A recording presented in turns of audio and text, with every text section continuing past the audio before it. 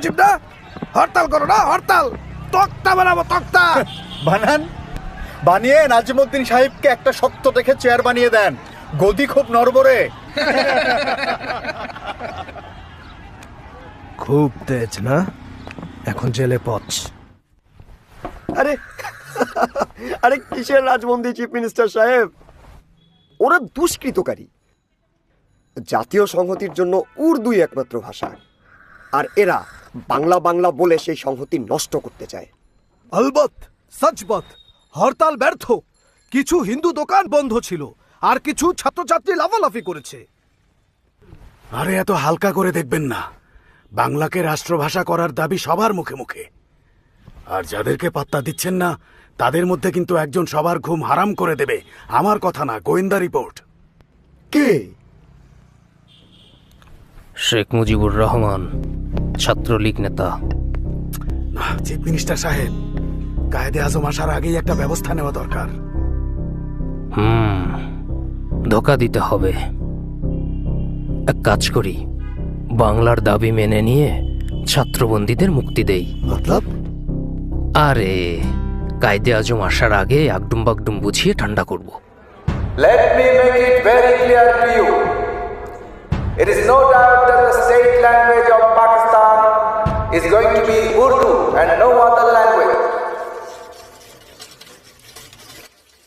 জিন্না সাহেব বাঙালি সেন্টিমেন্ট বোঝেননি। এরপর সময় গড়িয়েছে, অন্যায় বেড়েছে, বেড়েছে আমাদের ক্ষোভ।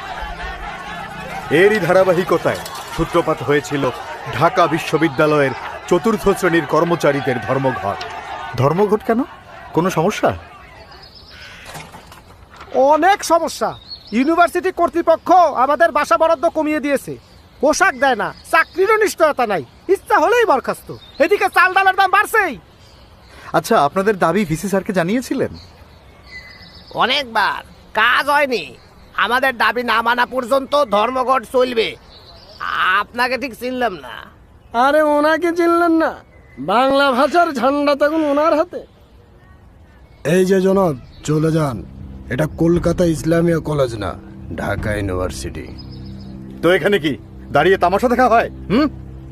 আপনারা চিন্তা করবেন না, আর কেউ সাথে না থাকলেও ছাত্রলীগ আছে আপনাদের সাথে।